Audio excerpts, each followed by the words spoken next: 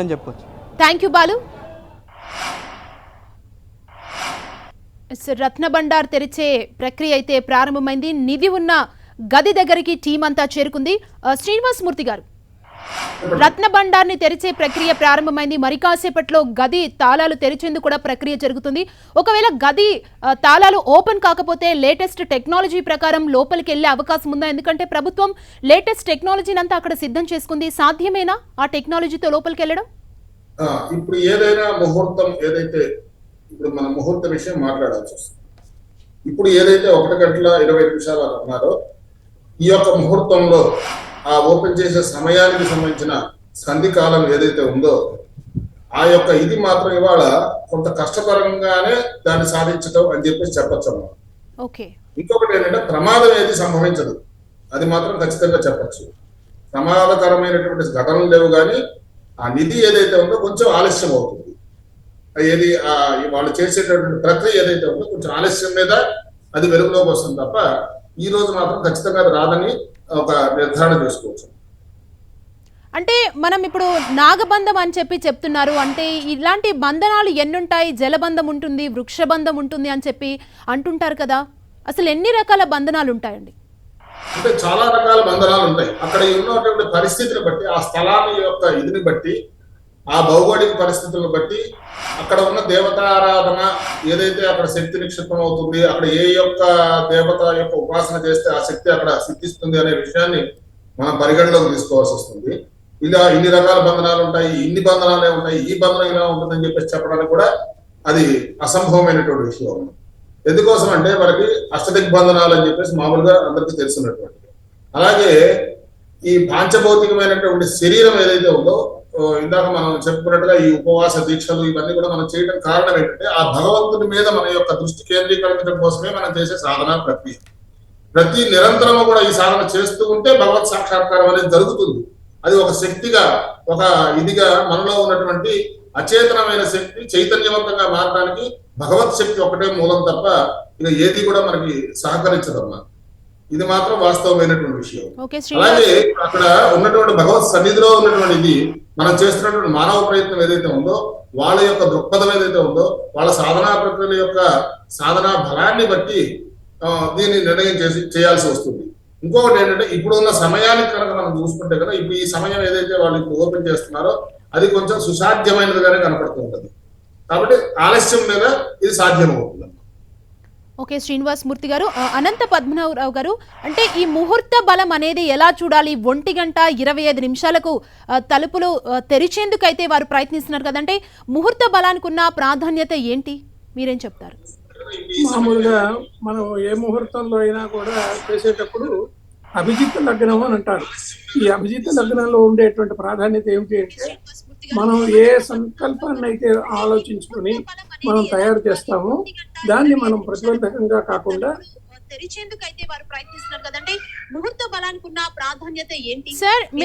ఈ విషయాలన్నీ కూడా తెలుసుకోవాలి. అంటే అక్కడ ఉన్నటువంటి స్వామివారి యొక్క ఆలయ శిల్ప సంపదకు సంబంధించి దేవశిల్పి విశ్వకర్మ తయారు చేశాడని చెప్తూ ఉంటారు. ఆయన జగన్నాథుడు అనేటువంటి స్వామి గిరిజనులలో నీలమాధవుడు అనే పేరుతో ఇంతకుముందు పూజలు అందుకుంటూ ఉండేవాడు. రహస్య ప్రదేశంలో ఉండేటువంటి ఆ జగన్నాథుడిని గిరిజనులు రాజు అయినటువంటి విశ్వావసుడు అనేటువంటి వాడు పూజించేవాట. ఇప్పుడు మనకు కనిపిస్తున్నది అక్కడే ఆ నేలమాళికల్లో ఉన్నటువంటి 3వ గది. ఇంతకుముందు మనకు చిదంబర రహస్యం అనేవాళ్ళు. చిదంబరంలో ఏమున్నదో తెలుసుకోవడం చాలా కష్టం అని చెప్పి ఆలయంలో ఉండేటువంటి పూజారులు ఒక సెకండ్ పాటు ఆ తెర అట్లా తీస్తారు, మళ్ళీ చిదంబర రహస్యం అయిపోతుంది. అదేవిధంగా ఇప్పుడు చిదంబర రహస్యానికి బదులు జగన్నాథ రహస్యం అయింది. 3వ గదిలో ఏమున్నది అది ఎవరికీ తెలియదు. అంతకుముందు 1978లో దాన్ని ప్రారంభం చేసి ఓపెన్ చేసి వాటన్నిటి కూడా ఒక ఇన్వెంటరీ అనేది తయారు చేశారు. అయితే ఇక్కడ ఈ కమిటీ వాళ్ళు ఏమని చెప్పారు అంటే, అక్కడ జగన్నాథ టెంపుల్ అడ్మినిస్ట్రేటర్ కి ఆ తాళం తీసుకువచ్చి దాన్ని జాగ్రత్తగా, అంతకుముందు తాళం దొరకలేదని కొంత అన్నారు, మళ్ళీ ఇప్పుడు తాళం బంగారు తాళం దొరికిందన్నారు. దాంతో ఇప్పుడు ప్రారంభం చేశారు, ఓపెన్ చేశారు. ఈ 3వ గదిలో ఉండేటువంటి వాటికి వాళ్ళు లెక్క పెడుతూ ఉన్నప్పుడు స్వామివారికి జరగవలసినటువంటి రోజువారి పూజల్ని యథావిధిగా జరిపేందుకు వాళ్ళు ప్రభుత్వం వారు ఒక నిర్ణయం తీసుకున్నారు. దీనికి ఒక ఇన్వెంటరీ తయారు చేయాలి. అంటే మొత్తం లెక్కాచారం తయారు చేసుకోవాలి. దానికి కావలసినటువంటి ఏవైనా రిపేర్లు చేయవలసి ఉంటే ఆ రిపేర్లు కూడా చేసుకోవాలి. ముందు ఈ వస్తువులన్నిటినీ కూడా ఆ భాండాగారంలో ఉన్నటువంటి వాటిని వారం పట్టవచ్చు, 10 రోజులు పట్టవచ్చు, 2 వారాలు పట్టవచ్చు. జాగ్రత్తగా వాటికి విడివిడిగా రత్నాలు వేరే, బంగారం వేరే, వజ్రాలు వేరే, ఈ విధమైనటువంటి ఆభరణాల యొక్క లెక్కింపు తయారు కావాలి. ఇటీవల ఎన్నికల్లో కూడా ఈ బీజేపీ ప్రధానంగా ఏమని చెప్తూ వచ్చింది అంటే, ఆ ఆలయంలో ఉండేటువంటి నిధులను తీయటం లేదు, రాష్ట్ర ప్రభుత్వం సహకరించటం లేదు, బీజేపీ మళ్ళీ కాని ప్రభుత్వంలోకి వస్తే ఇక్కడ మేము ఏర్పాటు చేస్తా ఉన్నారు. అదే మాట ప్రకారంగా ఇప్పుడు ఆలయం తలుపులు తెరుచుకునేటువంటి నిధి మనకు ఒక అవకాశంగా అది కల్పించింది. దీనికి స్టాండర్డ్ ఆపరేటింగ్ ప్రొసీజర్ అంటారు. ఏ విధంగా ఆ ఆలయంలో ఉండేటువంటి నిధులను లెక్కించాలి, లెక్కించిన తర్వాత ఆ జాబితా ఎలా తయారు చేయాలి, ఆ జాబితాకు విలువ ఎలా కట్టాలి, దీన్ని స్టాండర్డ్ ఆపరేటింగ్ ప్రొసీజర్ ఎస్ఓపి అంటారు. ఆ ఎస్ఓపి ప్రకారంగా ఇన్వెంటరీ తయారు చేస్తారు. న్యాయ కోవిదులైనటువంటి వాళ్ళు, డిస్ట్రిక్ట్ కలెక్టరు, పోలీసులు ఆ కావలసినటువంటి అదిగో మనకు చూస్తూనే ఉన్నాం, ఆ పెట్టెల్లో ఆ నిధి నిక్షేపాలన్నిటి కూడా తీసుకుపోతూ ఉన్నారు. మనం తిరుపతి దేవస్థానంలో కూడా చూస్తూ ఉంటాం. మామూలుగా హుండీ పూర్తి అయిపోగానే హుండీలో వచ్చినటువంటి ఆదాయాన్నంతటినీ కూడా వాళ్ళు సంచుల్లో కట్టి ఆ పరకామణి అంటారు దాన్ని, ఆ డబ్బు లెక్క పెట్టేటువంటి దాన్ని, ఆ డబ్బు లెక్క పెట్టేటువంటి దానికి వెళ్ళేటువంటి అధికారులు లేదా భక్తులు చాలా నిర్మలంగా వెళ్తారు. ఆ నిర్మలంగా వెళ్ళి దాన్ని లెక్క పెడుతూ ఉంటారు. ఇప్పుడు కూడా అదే పరిస్థితి. ఆ లెక్క పెట్టేటువంటి వాళ్ళు కానివ్వండి, పర్యవేక్షణ చేసేటువంటి వాళ్ళు కానివ్వండి, అనేక రకమైనటువంటి భక్తి శ్రద్ధలతో ఆ స్వామివారి మీద ఉండేటువంటి మమకారంతో, భక్తి శ్రద్ధలతో ఆ కార్యక్రమాన్ని చూస్తూ ఉన్నారు. మనం మామూలుగా ఎక్కడైనా బయటికి వస్తువులు తీసుకుపోతే తప్ప వాటిని లెక్క పెట్టడం సాధ్యం కాదు. ఆ బయటకు తీసుకుపోయేటప్పుడు ఆ ఫోటోగ్రఫీ తీస్తున్నారు, దానికి వీడియోగ్రఫీ తీస్తున్నారు. ఆ చుట్టుపక్కలంతా కూడా పరిరక్షణతో కూడినటువంటి ఆ ఆలయ పరిసర ప్రాంతాలలో భక్తుల మనోభావాలు దెబ్బతినకుండా, దర్శనానికి ఏ విధమైనటువంటి ఇబ్బందులు అవకాశాలు లేకుండా వచ్చినటువంటి వాళ్ళు భక్తులు తమపాటిగా తమ దర్శనం చేసుకుంటూ ఉంటారు. రోజువారీ పూజలు జరుగుతూనే ఉంటాయి. ఆ రోజువారీ పూజల్లో ఆలయ నిర్మాణాన్ని చేసినటువంటి ఆ రాజుగారు అనేక రకాలైనటువంటి నియమ నిబంధనలు ఏర్పాటు చేశారు. సర్వం జగన్నాథం అంటారు. ఇది మనం బాగా తెలుసుకోవాల్సిన విషయం. అనేక ప్రాంతాలకు మనం ఆలయాలకు వెళ్ళినప్పుడు అక్కడ ఆ భోజనం స్వీకరించేదానికి కానీ కొన్ని నియమాలు ఉంటాయి. ఇక్కడ అట్లా కాదు. 7-8 కుండల్లో అక్కడ రోజు కూడా ఆ అన్నాన్ని తయారు చేస్తారు. ఆ పైన ఉన్నటువంటి కుండ ఆహారం తయారవుతుంది ముందు, ఆ తర్వాత కుండ అందరూ కలిసి భోజనం చేస్తారు. అక్కడ ఏ విధమైనటువంటి కులాలు, గోత్రాలు ఇవన్నీ కూడా లెక్కకు రావు. ఆ స్వామివారిలో ఉండేటువంటి ఆ మహత్తరమైనటువంటి ఆ శిల్ప కళను మనం కానీ చూస్తే, ఆయన రథం చూస్తే చాలు. ఇప్పుడు రథయాత్ర జరుగుతుంది. రథస్థం కేశవం దృష్ట్యా పునర్జన్మ నవిద్యతే అన్నారు పురాణాల వాళ్ళు. ఏమిటట, రథంలో కూర్చున్నటువంటి స్వామిని చూస్తే, జగన్నాథ స్వామి, బలభద్ర స్వామి, సుభద్రులు, ముగ్గురికి 3 రథాలు. ఆ నడక కూడా చాలా హుందాగా నడిచిపోతూ ఉంటుంది. ఆ రోడ్లన్నీ కూడా మేము చూసాము అప్పట్లో. పూరి జగన్నాథ స్వామి యొక్క రథయాత్ర చూడటానికి లక్షలాది మంది భక్తులు వస్తారు. ప్రభుత్వం అనేక రకాలైనటువంటి సదుపాయాలను కల్పిస్తుంది. ఆ రథము 45 అడుగులు ఎత్తు ఉంటుంది. 35 చదరపు అడుగుల వైశాల్యం కలిగి 7 అడుగుల వ్యాసం కలిగినటువంటిది 16 చక్రాలతో ఉంటుంది. దాదాపు 4000 మంది భక్తులు కలిసి ఈ రథాన్ని లాగుతారు. వాళ్లే కాకుండా మిగిలినటువంటి భక్తులందరూ కూడా తాళ్లతో వాటితో ముందుకు నడుపుతూ ఉంటారు. రథయాత్రకు 60 రోజుల ముందుగా, అంటే వైశాఖ బహుళ విధి రోజు ఈ కార్యక్రమం పనులన్నీ కూడా పూర్తవుతాయి, మొదలు పెడతారు.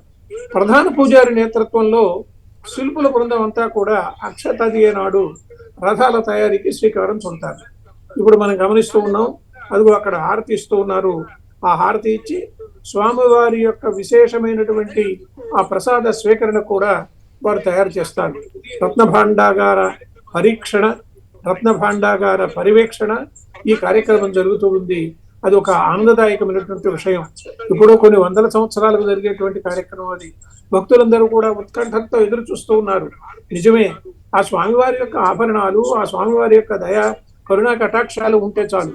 ఒక భక్తుడు స్వామివారికి కనిపిస్తే, స్వామి అన్నట, భక్తానికి ఏం కావాలి కోరుకుంటే, ఇప్పుడు చాలా గొప్పగా అడుగుతున్నానని 10 లక్షలు ఇవ్వండి స్వామి అన్నట్ట. ఓరి పిచ్చి విధవా, నీకు 1 కోటి రూపాయలు ఇద్దామని నేను తీసుకొచ్చాను రా, నువ్వు 10 లక్షలు అడగటం అని. అందువల్ల మన స్వామివారిని మనమేం కోరవలసినటువంటి అవసరం లేదు. ఆయనకు తెలుసు మనకి ఏమి ఇవ్వాలో తెలుసు.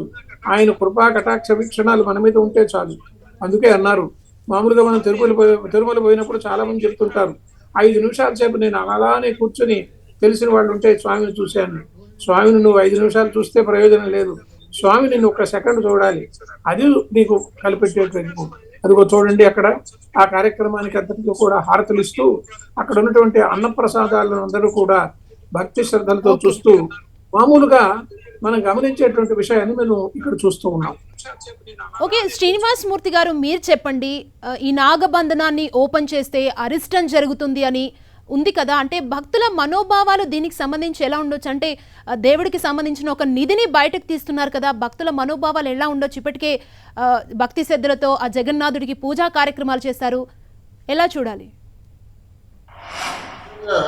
అరిష్టం అనేది ఎవరికి జరుగుతుంది అంటే, అనాయాసంగా వాళ్ళు ఏదో మనం ఆ ధనం దొంగిలించడం కోసం చేస్తేనో, లేకపోతే అదే భగవంతుడికి అర్పిస్తే కనుక దానివల్ల ఎటువంటి ఇది లేదు. ఇందాక వారు చెప్పినట్టుగా ఏదైతే ఆ ట్రస్ట్ వాళ్ళు ఈ దేవాలయానికి వినియోగించండి అని చెప్పారో వారసత్వ సంపద అంటారు. కాబట్టి ఆత్మ ఏదైతే ఉందో అది పరమాత్మకు చెందింది. కాబట్టి ఈ ఆత్మ సంబంధించిన ఇది కాబట్టి ఆ యొక్క వంశం వాళ్ళు ఎవరైతే ఉన్నారో వాళ్ళు కొన్ని దిగ్బంధనాలు చేసినప్పుడు కూడా పితృ సంబంధించినటువంటి కొన్ని ఇవి కూడా చేస్తూ ఉంటారు. అందుకనే చెప్పేసి ఎవరికైనా సరే సర్పదోషం కానీ పితృదోషం కానీ ఉంటే కనుక ఈ త్రయంబకేశ్వర వెళ్ళండి, లేదంటే గోకర్ణంలో చేయండి, లేదంటే కాళహస్తిలో కాలసర్ప పూజ చేయండి అని చెప్పేసి చెప్తూ ఉంటారు. ఈ పరిహారాలు చేయడం వల్ల ఏమవుతుంది, వాళ్ళు మానసికంగా ఒక ఉన్నతవంతంగా నేను ఇది చేశాను కాబట్టి ఈ దోషం నాకు ఆపాదించదు అని చెప్పేసి మనోధైర్యాన్ని నింపుకోవడం కోసం తప్ప ఇంకొకటి ఏంటంటే దిగ్బంధనం అనేది అసలు ఎట్లా జరిగింది అనేది. అలాగే ఇప్పుడు మనం మామూలుగా చూస్తూ ఉంటాం, చాలా మందికి ఈ దృష్టి దోషం అది ఉంటే నాయనమ్మలు తాతలు కూడా ఈ మిరపకాయలు లేకపోతే రాళ్ళు తిప్పి పడేస్తే కొంచెం వాళ్ళు ఉపశమనం రిలాక్స్ అవుతారు. అలాగే కొంచెం ఆ శరీరంలో ఉన్న ఆరా ఎనర్జీ ఏదైతే ఉందో అది ఒక నెగిటివ్ అంటే ఒక దాంట్లో రుణ విమోచన శక్తి ఏదైతే ఉందో అది తొలగిపోవడం వల్ల వాళ్ళు కొంచెం మళ్ళీ కూడా చైతన్యవంతం అవుతారు. అలాగే భగవత్ శక్తి కూడా మనం జపము, దానము, తర్పణము, మార్జనము, హోమము, అర్చన ఇవన్నీ కూడా భగవత్ శక్తి కూడా మనకి ఆపాదిస్తూ ఉంటుంది.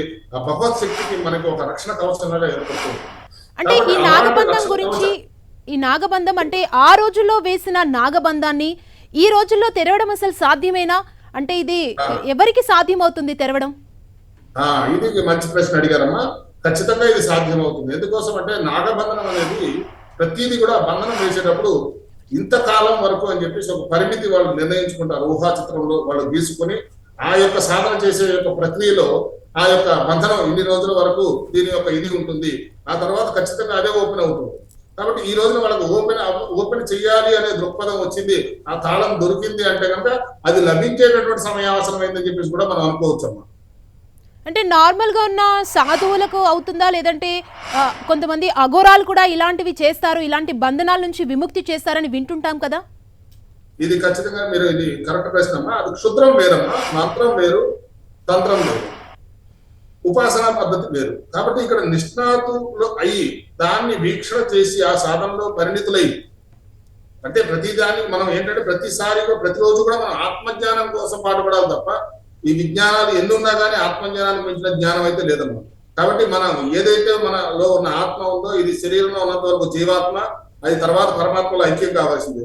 అందుకనే పోయిన వాడి దగ్గర కూడా దీపం పెడతారు, దేవుడి దగ్గర కూడా దీపం పెడతారు. దీపం ఒక చైతన్యవంతమైనటువంటి శక్తిని మనకు ప్రసాదిస్తూ ఉంటుంది. కాబట్టి ఆత్మ కూడా జ్యోతి స్వరూపమే. కాబట్టి ఈ దీపారాధన వైశిష్ట్యం అనేది మనకు రావటం జరిగింది. అలాగే మనకి హారతులు కానీ జ్యోతులు కానీ ఇవన్నీ కూడా ధూపదీప నైవేద్యాలు, నిత్య షోడశోపచార పూజలు ఇవన్నీ కూడా భగవంతుడికి కైంకర్యాలు ఏవైతే ఉన్నాయో, ఆ భోగాలు ఏవైతే ఉన్నాయో అవన్నీ కూడా అర్పిస్తుంది. ఎందుకంటే శాంతి కోసం అని చెప్పేసి. కాబట్టి ఈ రోజున ఏం చేస్తున్నారు, శాంతి అంటే ప్రతి ఒక్క భక్ష్యము కూడా అక్కడ వండి ఆ యొక్క ప్రసాదంగా మళ్ళీ వితరణ చేస్తూ ఉన్నారు. ఇవాళ రేపు ఏంటంటే టెక్నాలజీ పెరిగిపోయి వాట్సాప్ షేర్లు, ఫేస్బుక్ షేర్లే తప్ప మనకి ఈ సమస్య ఉన్నది దీని నుంచి అలా ఇదవ్వాలనే పెద్దవాళ్ళ యొక్క ఆదరణ కూడా పోయినటువంటి రోజులు అయిపోయాయి. కాబట్టి బంధనాలు ఏవైతే ఉన్నాయో, బాంధవ్యాలు ఏవైతే ఉన్నాయో అవన్నిటికీ కూడా ఎప్పుడైతే మనం దూరం అవుతూ ఉన్నామో వాటికి సంబంధించిన వాళ్ళు కనుక అక్కడ ఏదైనా చేస్తే కనుక అక్కడ దుష్పరిణామాలు చోటు చేసుకుంటాయి. అలాగే కనుక నిష్ణాతులై వాళ్ళు ఎంతో పరిజ్ఞానం, ఈరోజు టెక్నాలజీ ఎందువల్ల వచ్చిందన్నమాట, టెక్నాలజీ రావడం ఏంటంటే పాత కాలంలో ఉన్నటువంటి అధర్వణ వేదంలో ఉన్న టెక్నాలజీ, ఈ మెషినరీ సిస్టమ్స్ కానీ ఇవన్నీ కూడా మనకు అధర్వణ వేదం నుంచి మూలంతో తయారయ్యాయి అన్నమాట. ఋగ్వేదం ఏంటంటే దాని ప్రక్రియ ఎలా ఉంటుందని చెప్పి తెలియజేస్తూ వస్తుంది. యజుర్వేదం ఏంటంటే ఈ మంత్రాల యొక్క ఏంటి, ఈ మంత్రంలో యొక్క అర్థం ఏంటి, దీని యొక్క సారం ఏంటి, దీని యొక్క విధి విధానాలు ఎలా చేసుకోవాలి, ఎలా ఆచరించాలి, మానవ మనుగడకు ఇవి ఎలా పనికొస్తాయని చెప్పేసి విషయాలన్నింటి కూడా మనకి కృష్ణ యజుర్వేదం అని, శుక్ల యజుర్వేదం, సామవేదం అని ఇవన్నీ కూడా మనకి వేదాల్లో ఉన్నటువంటి సారమే ఈ రోజున ఉన్నటువంటి మనకు అభివృద్ధికి కూడా కారణమైంది. కాకపోతే ఈ అభివృద్ధిలో ఏదైతే ఉందో అవివేకమైన పరిస్థితులు కనుక మనం చోటు చేసుకుని అవివేకమైన ఆలోచనలు చేసి దుష్పరిణామంగా లేదా దుష్టంగా కనుక ఆలోచించి కనుక దానికోసం ప్రయత్నం చేస్తే మాత్రం ఖచ్చితంగా ప్రాణాల మీదకి తెచ్చుకోవడమే అవుతుంది. కాబట్టి చాలా మంది ఇప్పుడు అక్కడ ఏం చేస్తున్నారు, భగవంతుడు ఆలయంలో ఉన్నటువంటి అది నిక్షేపాల గురించి దొరికినటువంటి లాకర్లో దొరికిన తాళంతో దాని ప్రయత్నం చేస్తున్నారు తప్ప భగవంతుడికి ఎక్కడా కూడా అక్కడ అపవాదం చేయట్లేదు, అపరాధం చేయట్లేదు. తర్వాత అది లభించిన తర్వాత అది ఆ భగవంతుడి యొక్క సన్నిధిలో దొరికినటువంటి ఆ యొక్క ఆదాయం కాబట్టి ఆ భగవంతుడికి వినియోగించడము, లేకపోతే ఆ భగవంతుడికి ఇప్పుడు ఇందాక వారు చెప్పినట్టుగా ట్రస్టులు ఏదైతే ఉందో ఆ దేవాలయానికి సంబంధించిన ట్రస్ట్ కి ఏర్పాటు చేసి ఇంకా విస్తృతంగా ఈ ఆధ్యాత్మిక సంబంధించిన లేదా హిందుత్వం గురించో లేదా ధర్మ పరిరక్షణ కోసమో దీన్ని వెచ్చించడం అనేదో, లేకపోతే నిరుపేదలు లేదా ఆకలితో ఉన్న వారికి ఆర్తిని తీర్చినా కానీ భగవంతుని సేవ చేసినట్టే. మనకు పురాణ ఇతిహాసాలు కూడా చెప్తున్నాడు మానవ సేవే మానవ సేవ. కాబట్టి మన శరీరం కూడా పరోపకారార్థం ఏదో శరీరం అన్నట్లుగా అక్కడ వచ్చినటువంటిది పరోపకారార్థంగా వినియోగిస్తే కనుక ఎవరికి కూడా ఎటువంటి నష్టం సంభవించదమ్మా.